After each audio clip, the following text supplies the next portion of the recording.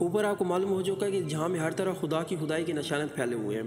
کائنات کا یہ عظیم عالیشان کارخانہ جو ایک مکمل نظام اور ایک اٹل قانون کے تحت چل رہا ہے، جو اس بات پر گواہ ہے کہ اس نظام کو بنانے اور چلانے والے ایک زبردست فرمانروا ہے جس کی حکومت سے کوئی چیز سرتابی نہیں کر سکتی۔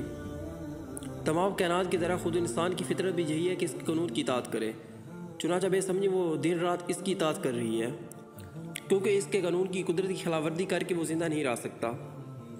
لیکن خدا نے انسان کو علم کی قابلیت، سوچنے اور سمجھنے کی قوت اور نیک و بد کی تمیز دے کر ارادے اور اختیار میں تھوڑی سی آزادی بخشی ہے۔ اس آزادی میں دراصل انسان کا امتحان ہے، اس کے علم کا امتحان ہے، اس کی عقل کا امتحان ہے، اس کی تمیز کا امتحان ہے، اور اس بات کا امتحان ہے کہ اس سے جو آزادی عطا کی گئی ہے اس کو وہ کس طرح استعمال کرتا ہے۔ اور اس امتحان میں کوئی ایک طریقہ اختیار کرنے پر مجبور نہیں کیا گیا، کیونکہ مجبور کرنے سے امتحان کا مقصد بے فائدہ ہو جاتا ہے۔ اب آپ سمجھ سکتے ہو کہ امتحان میں سوالات کا پرچہ دینے کے بعد اگر آپ کو ایک خاص جواب دینے پر مجبور کیا جائے تو ایسے امتحان سے کوئی فائدہ نہ ہوگا۔ آپ کی اصل قابلیت اسی وقت کھلے گی جب آپ کو ہر قسم کا جواب دینے کا اختیار حاصل ہو۔ اگر آپ نے جواب دیا تو آپ کامیاب ہوں گے اور آئندہ ترقیوں کا دروازہ آپ کے لیے کھول دیا جائے گا، اور اگر غلط جواب دیا تو ناکام ہوں گے اور اپنی ناقابلیت سے خود ہی کی ترقی کا راستہ روک لیں گے۔ بالکل اسی طرح اللہ نے بھی اپنے امتحان میں انسان کو آزاد رکھا ہے، جو طریقہ چاہے اختیار کرے۔ اب ایک شخص وہ ہے جو خود کائنات کی فطرت کو نہیں سمجھتا، اپنے خالق کی ذات و صفات کو پہچاننے میں غلطی کرتا ہے، اور اختیار کی جو آزادی اسے دی گئی ہے اس سے فائدہ اٹھا کر نافرمانی اور سرکشی کا طریقہ اختیار کرتا ہے۔ یہ شخص علم اور عقل اور تمیز اور فرض شناسی کے امتحان میں ناکام ہو گیا۔ اس نے خود ثابت کر دیا کہ وہ ہر حیثیت سے ادنی درجے کا آدمی ہے۔ اس کے مقابلے میں ایک دوسرا شخص جو اس امتحان میں کامیاب ہو گیا، اس نے علم اور عقل سے صحیح کام لے کر خدا کو جانا اور مانا، حالانکہ وہ ایسا کرنے پر مجبور نہیں کیا گیا۔ اس نے نیک اور بدی کی تمیز میں بھی غلطی نہ کی اور اپنی آزاد انتخاب سے نیکی ہی کو پسند کیا، حالانکہ وہ بدی کی طرف بھی مائل ہونے کا اختیار رکھتا تھا۔ اس نے اپنی فطرت کو سمجھا، اپنے خدا کو پہچانا اور نافرمانی کا اختیار رکھنے کے باوجود خدا کی نافرمانی ہی اختیار کی۔ ایک شخص کو امتحان میں اسی وجہ سے ہی تو کامیابی نصیب ہوئے کہ اس نے اپنے عقل سے ٹھیک کام لیا، آنکھوں سے ٹھیک کام لیا، کانوں سے ٹھیک کام لیا، دل سے اس بات کی پیروی کا فیصلہ کیا جو ٹھیک تھی۔ اس نے حق کو پہچان کر یہ بھی ثابت کر دیا کہ وہ حق شناس ہے، اور حق کے آگے سر جھکا کر بھی دکھایا وہ حق پرست ہے۔ ظاہر ہے جس حق میں یہ صفات موجود ہے اس کو دنیا اور آخرت دونوں میں کامیاب ہونا چاہیے۔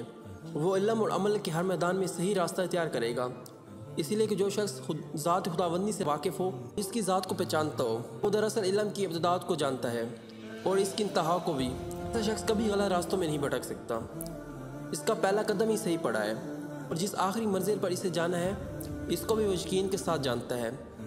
اب وہ فلسفانہ غور خوض سے کائنات کے سراسر کو سمجھنے کی کوشش کرے گا، مگر ایک کافر فلسفی کی طرح کبھی شکوہ شبہ کے بھول بھولیوں میں گم نہ ہوگا۔ سائنس کے ذریعے سے قدرت کے قانون کو معلوم کرنے کی کوشش کرے گا، کائنات کے چھپے ہوئے خزانوں کو نکالے گا۔ خدا نے جو قوتیں دنیا میں اور خود انسان کے وجود میں پیدا کی ان سب کو ڈھونڈے گا، ڈھونڈ کر معلوم کرے گا، مگر خدا شناسی ہر موقع پر اس کے سائنس کے غلط استعمال سے روکے گا۔ وہ کبھی اس غلط فہمی میں نہ پڑے گا کہ میں ان چیزوں کا مالک ہوں، میں نے فطرت پر فتح پا لی، میں اپنے نفع کے لیے سائنس سے مدد لوں گا، دنیا کو زیر و زبر کر دوں گا، لوٹ مار اور کشت و خون کر کے اپنی طاقت کا سکہ سارے جہاں میں بٹھا دوں گا۔ یہ کافر سائنسدان کا کام ہے۔ مسلم سائنسدان جتنا زیادہ سائنس پر عبور حاصل کرے گا اتنا ہی زیادہ خدا پر اس کا یقین بڑھے گا، اور اتنا ہی زیادہ وہ خدا کا شکر گزار بندہ بنے گا۔ اس کا عقیدہ یہ ہوگا کہ میرے مالک نے میری قوت اور علم میں جو اضافہ کیا ہے اس سے میں اپنی اور تمام انسانوں کی بھلائی کے لیے کوشش کروں گا، اور یہی اس کا صحیح طریقہ ہے۔ اس طرح تاریخ، معاشرتیات، سیاستدان، قانون اور دوسرے علوم و فنون میں بھی ایک مسلم اپنی تحقیق اور جدوجہد کے لحاظ سے کافر کے مقابلے میں کم نہ رہے گا، مگر دونوں کے نظریہ میں فرق ہوگا۔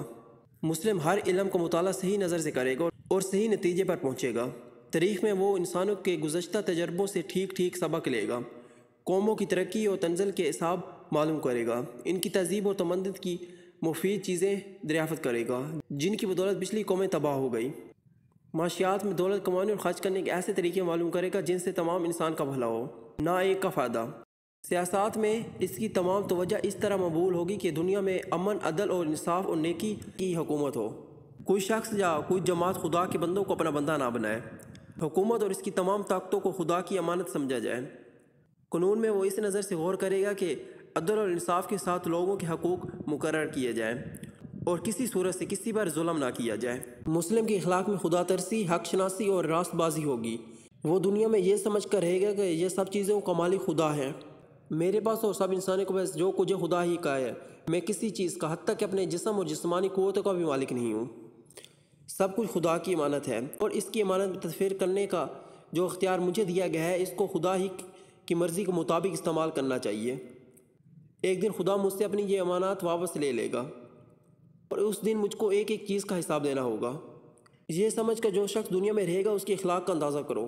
وہ اپنے دل کو برے خیالات سے پاک رکھے گا، وہ اپنے دماغ کو برائی کی فکر سے بچائے گا، وہ اپنی آنکھوں کو بری نگاہ سے بچائے گا، وہ اپنے کانوں کو برائی سننے سے باز رکھے گا، وہ اپنی زبان کی حفاظت کرے گا تاکہ اس سے حق کے خلاف کوئی بات نہ نکلے، وہ اپنے پیٹ کو حرام رزق سے بھرنے کی بجائے بھوکا رہنا پسند کرے گا، وہ اپنے ہاتھوں کو ظلم کرنے کے لیے کبھی نہ اٹھائے گا، وہ اپنے پاؤں کو برائی کے راستے پر کبھی نہ چلائے گا، وہ اپنے سر کو باطل کے سامنے کبھی نہیں جھکائے گا، خواہ وہ کاٹ ہی کیوں نہ دیا جائے، وہ اپنی کسی خواہش اور کسی ضرورت کو ظلم و حق کے راستے پر کبھی پورا نہ کرے گا۔